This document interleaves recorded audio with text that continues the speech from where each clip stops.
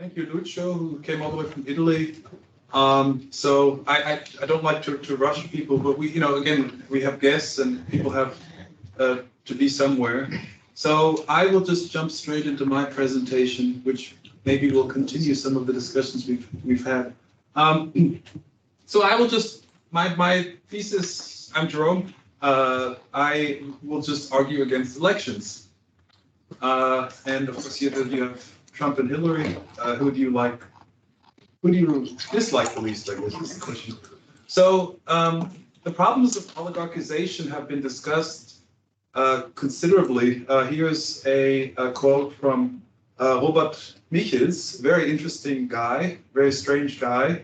He was half German, half Italian, started in the Social Democratic Party, moved on to this syndicalist anarchist tradition and ended up supporting Mussolini and fascism. So he was just about everywhere politically. And so this quote says, the organization is the source, and uses the German word Mutter, so mother, it is a source of domination of the elected over electors, of the commissioned over commissioners, of delegates over the delegating. So this, of course, is a classic on the iron law of oligarchy. So my thesis is that not that cooperative principles are insufficiently understood, but actually that they need reform today, and in particular the principle of democratic member participation, which we're discussing here, needs fundamental reform. So taking a cybernetic, or I mean, for some people they hear cybernetic, what is that? A complex view that includes complexity. There is no iron law of oligarchy, and that a focus on issues of communication are definitely needed. So he's not, the most radical in this regard, but Kenneth Arrow talks about actually codes. So codes of conduct. How does the organization respond to information? These are in fact investments, and investments that are in some sense irreversible, because of course you have inertia, you have certain cultures that grow and are generated. So this is just a picture to represent that from a paper by Kiriasis and Metaxas. Very interesting, talking about the evolution of macro cultures. So we've heard this principle here from Jacques, from Isabelle. I won't repeat the second principle, just to emphasize again that the cooperative principle emphasizes voting. So one member, one vote, and equal voting rights. Looking at democratic theory and looking at how economists discuss it, it's actually, to me, very interesting that actually most economists that deal with issues of democracy, and there aren't very many, to identify it actually with voting. So James Buchanan, Amartya Sen, Acemoglu Robertson, so there are a few classics there. They're all looking at actually democracy as an aggregation of individual preferences. Which to me is a very mechanical view. So I would just offer as a juxtaposition John Dewey's notion of democracy. I mentioned him at the beginning as process and a discovery of the public, which isn't predefined. Cornelius Castoriadis, of course, actually rejects the notion of rationality, referring to emphasize imagination, the notion of self-management or autopoiesis, as he calls it. And in fact, democracy as an instituting society rather than an instituted. So, a society that is constantly asking itself, who are we? What are we for? And what is us? And what should we be doing? And so on and so forth. And this reminds me, in fact, of the biologist Edward O. Wilson's notion of a superorganism, which is an evolutionary stage at which the ant colony, for instance, and not the individual ant, is the object of evolution. So we're moving up a stage when we talk about organization. So there's a few authors I just cite, John Elster, who talks about constraint theory, suggesting that in many cases, in fact, looking at the case of Odysseus in the Odyssey, strapped to the mast, less is more. Having constraints actually may increase welfare, and not this idea of, we need to be free to consume and to do and so on. Jürgen Habermas with his discourse ethics, which I think relates to what Jurek was talking about earlier. We have to agree first what we're talking about before we actually come to a consensus. Amartya Sen, who actually himself says that voting is a flawed mechanism because it does not reflect intensity. So if someone is dying and needs a certain medication and there's an election, whether or not the government should subsidize the medication, there are other people voting whose opinion is just as equally reflected, who don't really care or don't know anything about this medication. So intensity is not considered. Robert Aumann had talked about in the 70s the strategic benefits of coordination. And for instance, randomized action. So even within the theory of, so to speak, the standard economics, this notion that we have, game theory that maximizes somehow our benefits. There are cases, of course, where this is not the case. So, and in fact, if we agree beforehand to do something, we can actually all be better off. Aristotle, of course, in his Politics, in fact, says that voting is benefits flatterers, people who promise everything and deliver nothing. So I think that the two important questions here are, how do organizations define membership, their membership, and how are participatory decisions then actually made?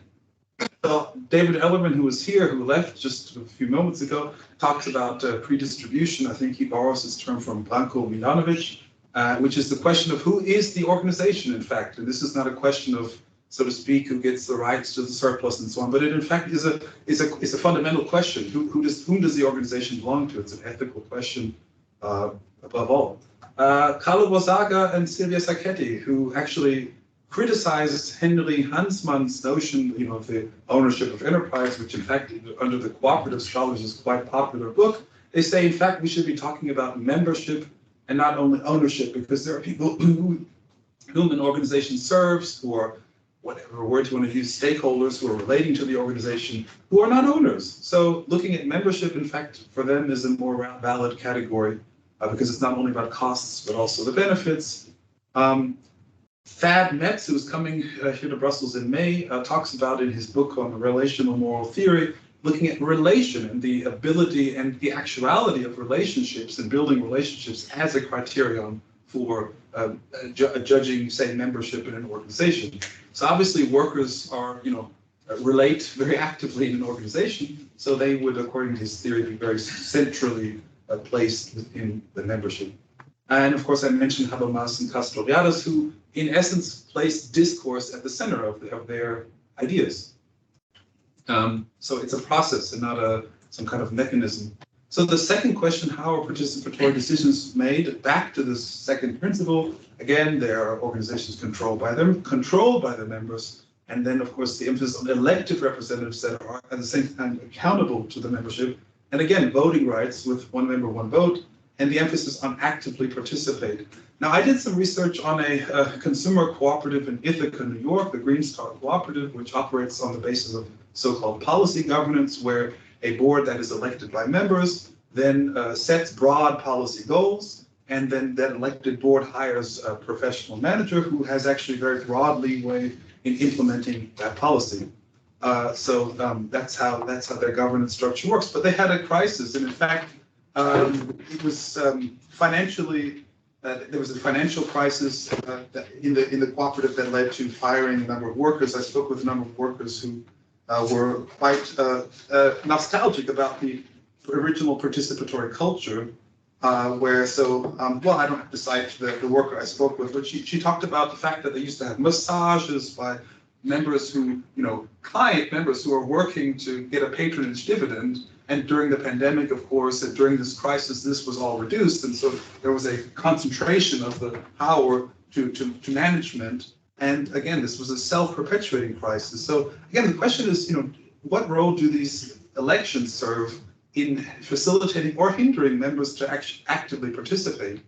So in my opinion, there's a need for a critical examination of the role and place of voting, and perhaps looking at extending or including other what I call democratic choice mechanisms or technologies or processes, things like sortition, we've heard it here today, sociocracy, Isabelle talks about in her book, bicameralism, and other things too, always emphasizing this actively participate, and of course learning from the diversity of democratic experiences. There isn't just one democratic mechanism, we vote and that's it.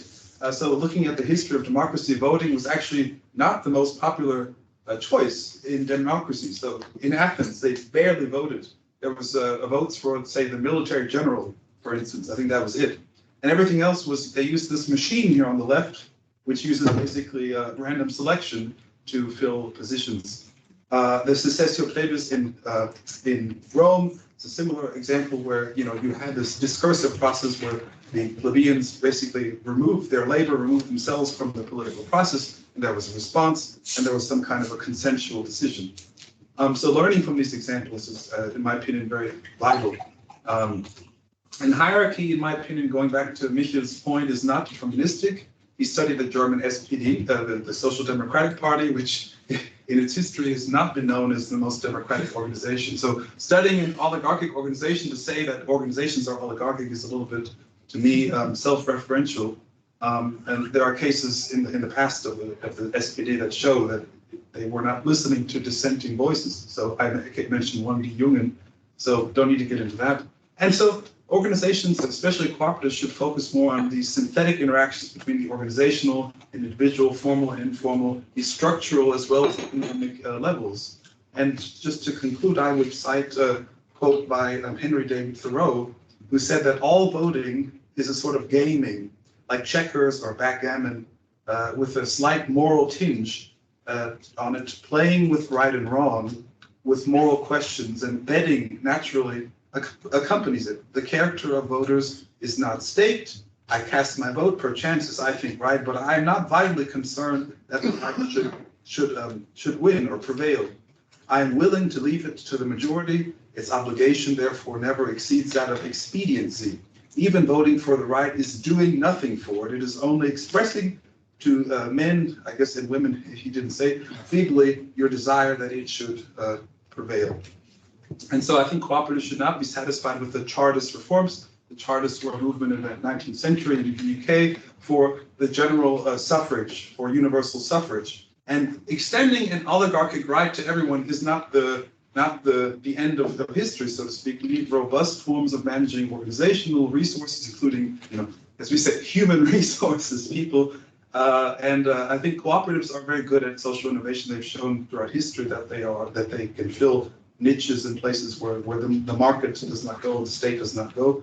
And they can be pioneers in moving beyond this model, the electoral model, as Lucio has said. And so investing in new codes, according to Kenneth Arrow's parlance, I think is what needs to be done. And I'm very pleased to hear about these efforts at sortition and random selection at SMART. So that's my contribution.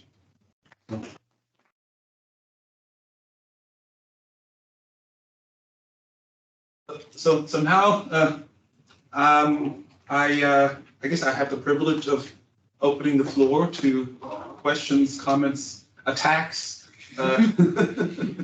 Get out the knives. Yes? Your comment and attack to Isabelle. Just a comment about the French idea of democracy in cooperative. I said I did not want to make this a debate about France. Because it's not.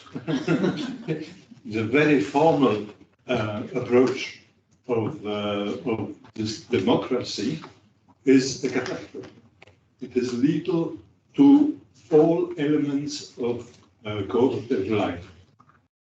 It is only you have the right to vote and nothing else. And okay.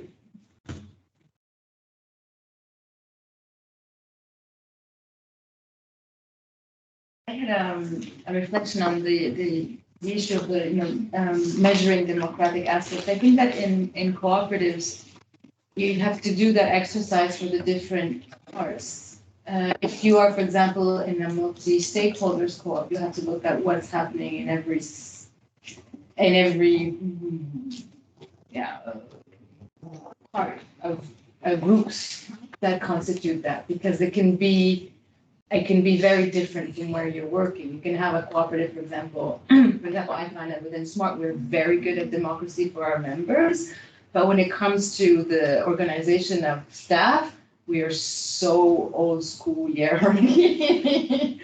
And so it does create some frustration or some misunderstanding about how truly cooperative we are among some people of the staff.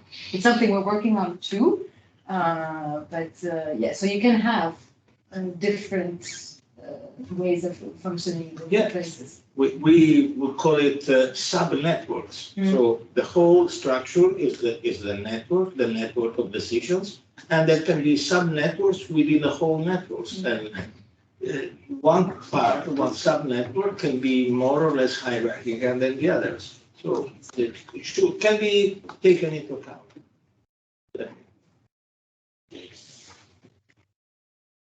Jurek? I'm a board member of a very large energy cooperative, EcoPower in Belgium.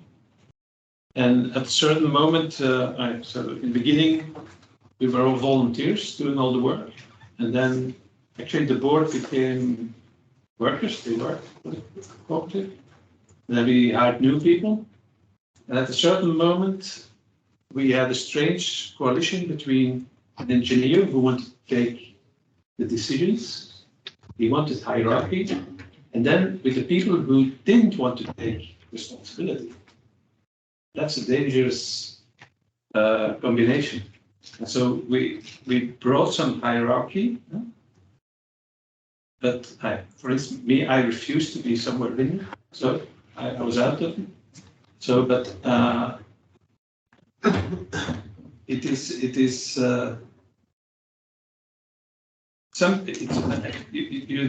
you might think that everyone wants to be without a hierarchy, and that's not the case. So you have to be very conscious that you don't fall into this trap, even as a cooperative. So now I think we have a rather good structure now, but still there are still people who don't want to take responsibility. They just want to work 9 to 5. Yeah, I had some kind of the same reaction regarding to Isabelle. For me, it's also about liability. And if you have a non-worker cooperative, then the risk and liability is for the members, the non-workers in that case, if it's a non-worker cooperative. And then saying, yes, it's very old school that the workers which are governed, well, I don't think that's I'm not saying that you don't have to work about participative and and maybe more self-governing operational teams, but saying that you have to have workers veto.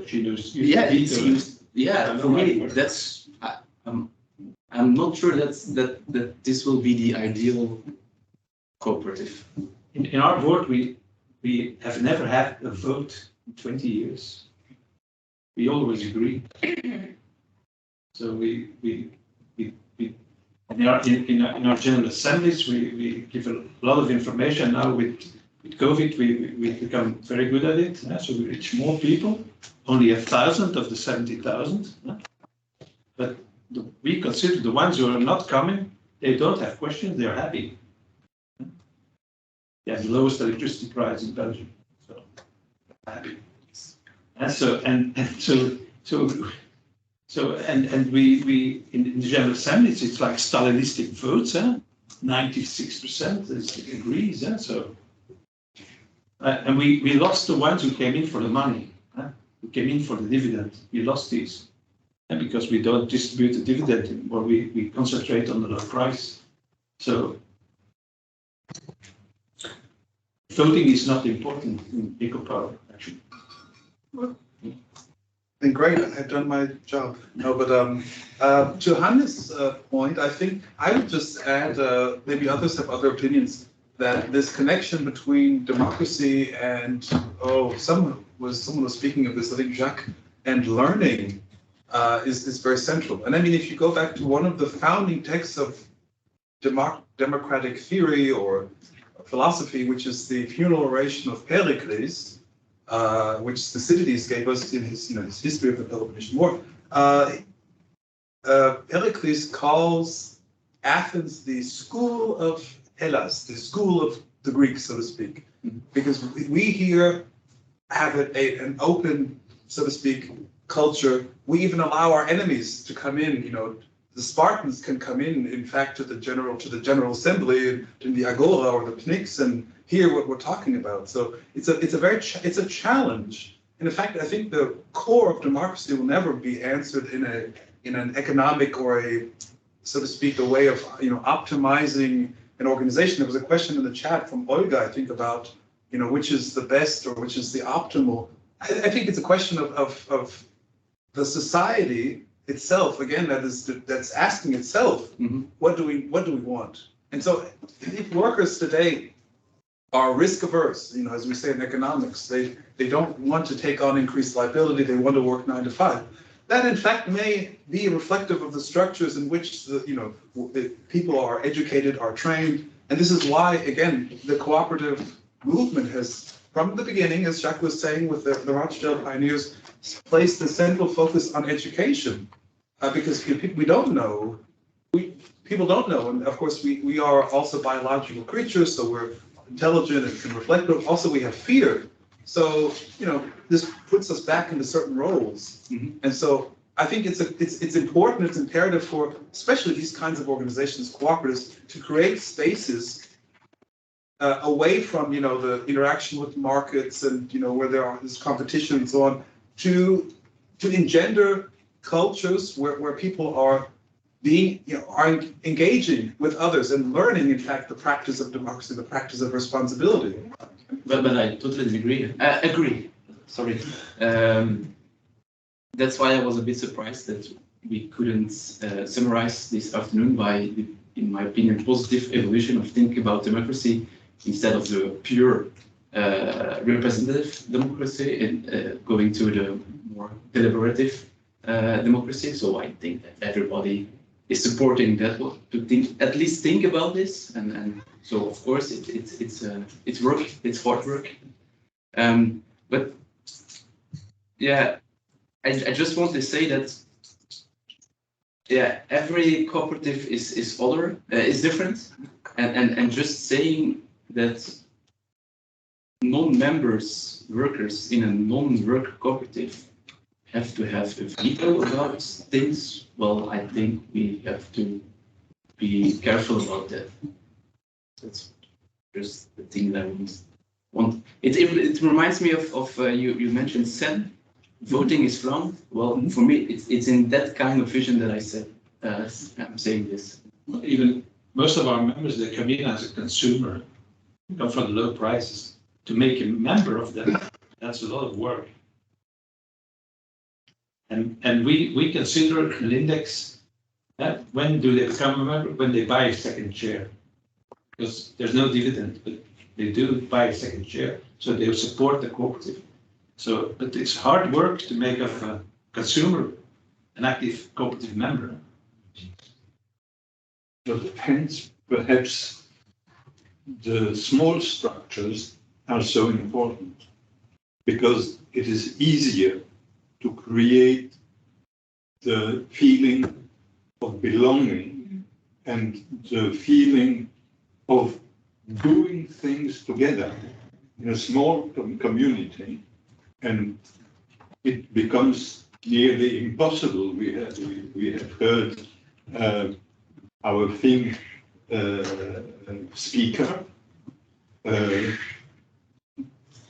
speaking of cooperatives having millions of members, and where not the problem of democracy, but the problem of defining democracy is nearly impossible. Yeah, I'm not sure about this in Finland. I think, for instance, per supermarket, they have a sort of circle around it of members. So, and the Finnish model is interesting to study. It is interesting, but they are confronted with huge problems and really difficult to solve. But also perhaps the important thing is that there is place for people who want to participate, or if they disagree with something, that they can do it. And that's what has to be set into place, whatever the degree of participation of people in the decision-making, in the General Assembly, in the votes, or whatever other space you provide them for participatory, for participation or democratic governance. it's about allowing people who are not happy to be able to express themselves or who want to be involved to be able to involve. And that's what's most important rather than the degree of participation. But then allowing that also means really reflecting on making sure that everybody is capable of doing it. And that's also another barrier that is difficult to measure, but it has to be implemented. That's another principle, Yeah. education. Exactly, education, yeah. And then again, a little And bit information. reciprocity, because just saying it's all bad, not like finished, and then not wanted to take any responsibility. Mm. Okay, and I think we have also a problem in the Cooperative. Yeah, but again, I think the important thing is to emphasize the dynamic quality of preferences of people. You know, we are very fickle, you know, intransitivity, as you say. People, you know, if you have a very mechanical view, you know, you prefer oranges to bananas, you prefer apples to oranges, so you should prefer, what does it say, bananas to apples, I guess, or something. But then people actually, in some cases, they actually prefer the apple. So how do you create environments where people are placed into a situation where they are able to develop a certain spirit of community and so on? So I think that's where these experiments that you have tried to reach the what is it, the single mother living in the forest in Luxembourg. It's very important because this is the way you create a group. This is the way you create a you know, this sense of belonging. And I think without that you don't have a dynamic view of things. So, for instance, if you look in the UK, you have these experiments in the 1970s with citizens' juries, and of course these are coming back now in France and other places as well, in Brussels, in fact. And they had some that were dealing with the NHS, the health system, where you had people who were, you know, very right-wing, and then you had some, you know, very sort of on the other opposite side, and they found that over the 7 days that these people were together, there was a movement to consensus. So one was saying, no, we should not increase funding for the NHS because, you know, those people should get a job. But after some time discussing, you know, I realize now how this is very vital for, you know, providing service. So again, if somebody today is afraid, and you have, you know, this is why, you know, we have community, and of course, Jurek, you were talking about. You were basically citing, you know, Eleanor Ostrom earlier, talking about the need for a nested enterprise, starting with smaller collectives, and you can build from that. So I think it is possible to have a very democratic organization of 2 million if it is established, you know, on the way up in this way. In the energy cooperatives, most of them work with volunteers. They're very small. So my cooperative is an exception. And we supported the creation of smaller cooperatives because exactly the proximity is important. So yeah, this is my region, this is Pajottenland, and we do something in our small region. And we from Antwerp, we're not going to do anything in Western Flanders because they won't accept it.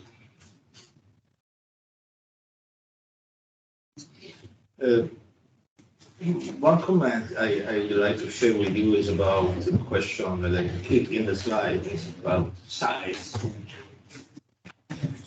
I'm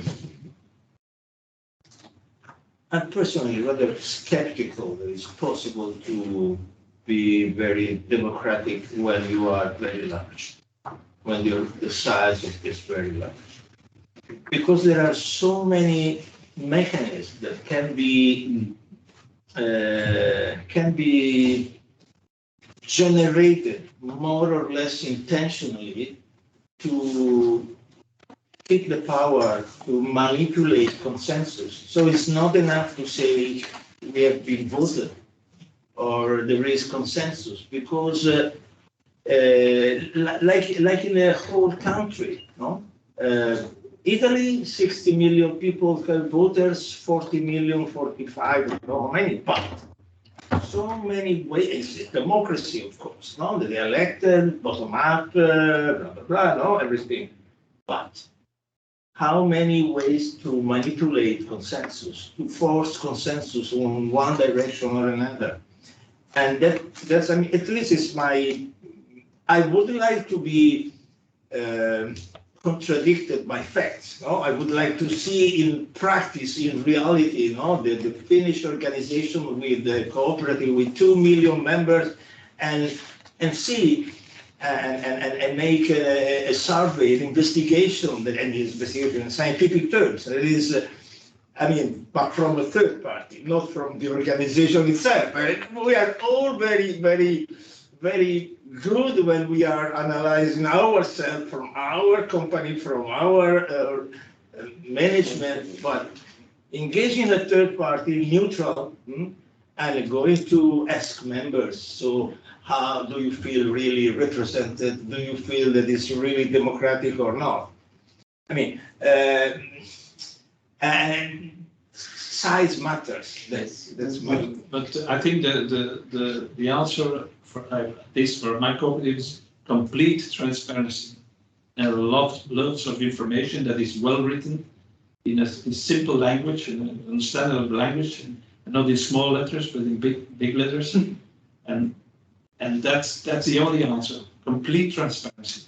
How many you are? 70,000. 70,000. In Flanders. But there are a lot of elements that does matter. Size matters, the type of cooperative matters. Sure. So it's really complex. But I think I agree to a certain point with you, because for example, in work cooperatives, we see that a number sitting around the table for a lot of work cooperatives, that's a good size. Yeah, it is because because of discussion and knowing each other and a lot of elements that does really matter. But I also agree with you, Jerome. It can be accomplished with also bigger cooperatives, but then, like Derek says, there are a lot of elements that have to take into account, which is not easy. It makes it certainly hard. Yeah, it's difficult. I'm sorry, I have to catch. I want to catch my train. I feel like this, so I'm leaving. Okay. Sorry. To me, it's a question also of the technology. Sitting around a table is, to me, one form of technology. Yeah. Maybe a simple one. And if you have a large organization, you need a different one. In Athens, they have the Agora. That's a form of technology. And the Agora at some point was not big enough, so they needed more people. The Agora was big enough for 7,000, and you had more people wanting to participate. So they switched to the Pnix later. So it's a different technology. And so I think the relation between technology and what we call the market today is very important. And we have technologies that are being designed and implemented for creating, profit through data mining and different things like this. So if we had a focus of technology on facilitating consensus, discussion, communication, not just as a byproduct, of Facebook, where you can also use it to communicate, but in fact it's advertisement, that's the goal, then this would greatly facilitate, I think, the ability to scale, and maybe not infinitely, but I think you can do it. There are various political parties, the pirate parties and others that have worked on this, even in Italy with it's very flawed with the Movimento 5 Stelle. There are some issues there as well, but the idea of having a move further and further to create agency on the part of citizens and not to delegate to somebody else, what I think, to me, that's the goal. Politically as well as economically. So, a goal can also be the means, so to speak. How do you avoid manipulation? How do you implement? No. Transparency. Okay, perfect transparency. And education. In simple organization is an achievable goal, and it is fine. But the complexer the structure and the larger the field involved, total transparency disappears because it's not anymore to be achieved. And then this is the open field to manipulation. So size matters. But if you have diversification and renewal of the membership of the people who can be in decision places, then you I'm sitting for can beer. minimize, I think, manipulation. If you renew, if in the instances of decision, you renew the people and you diversify the way people get there, you will reach a broader population and you can put limits to the manipulation stuff, I believe. I'm rather skeptical about it. Not about democracy, but about your point.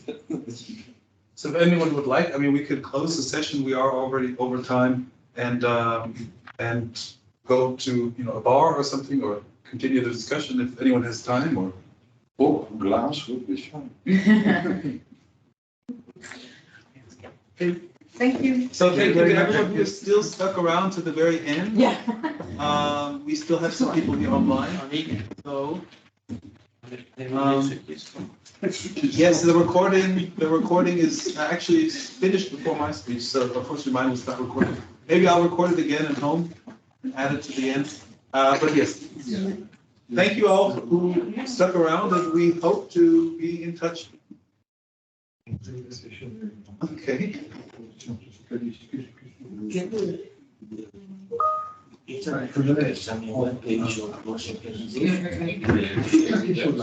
Which is smart. Oh yeah, we did, Et qui peut-être Muchas gracias por tu presencia. See you on, maybe on the Freelance Cooperative conference. Está.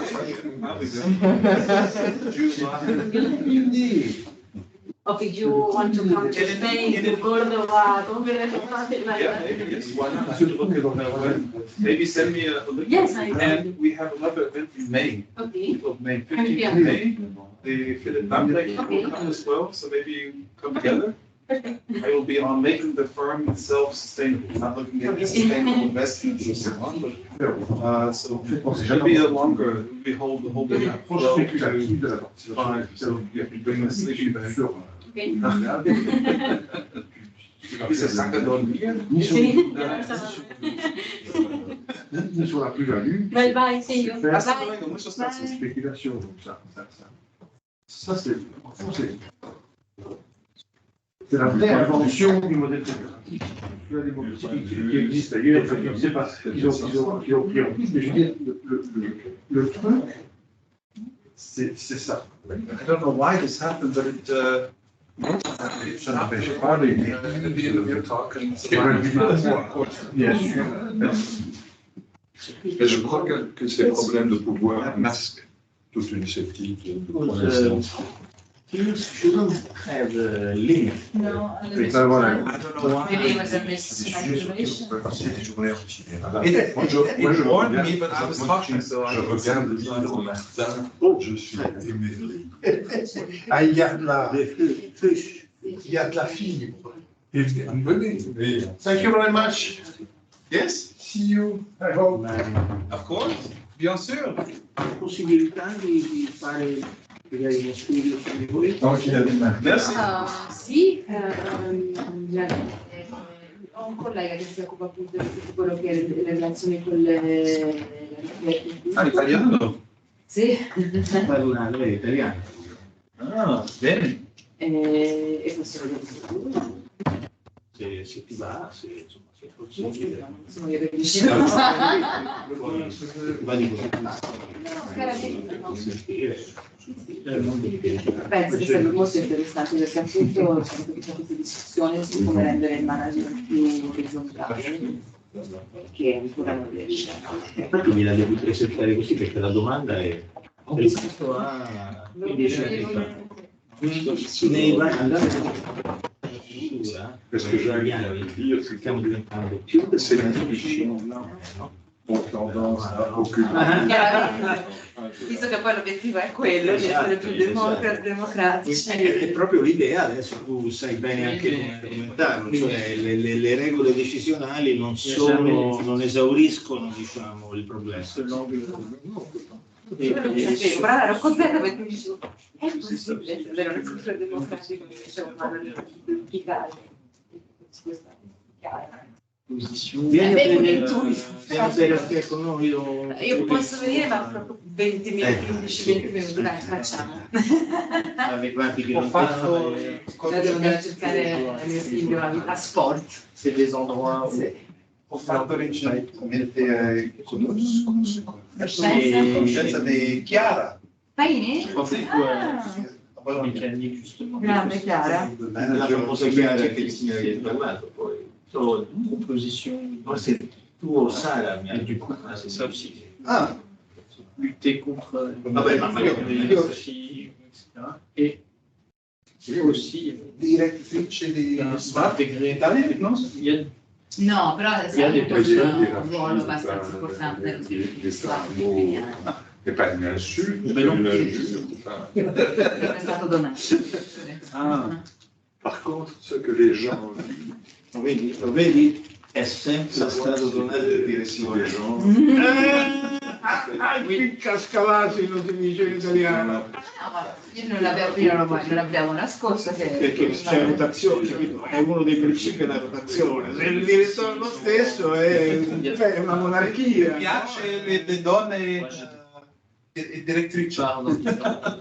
ce ne faranno di più, però ci Investire. saranno delle direttrici di dice, non ci sono direttrici. Non, mais des fois on se dit, voilà, c'est fonction de votre temps. Parità nel brutto, ma Je peux vous dire parce qu'ils ont cette discipline. Ils ne veulent pas le faire. sempre l'accento toscano. Sì, Est-ce que c'est. Sulla stanchezza, ahimè. la stanchezza un bicchierino di vino, uno dei due. Pour moi, c'est vraiment l'expérience que je fais à la vie, c'est l'expérience de la bien, l'expérience de l'attachement au problème, de l'attachement Posso individuel. io deciso così?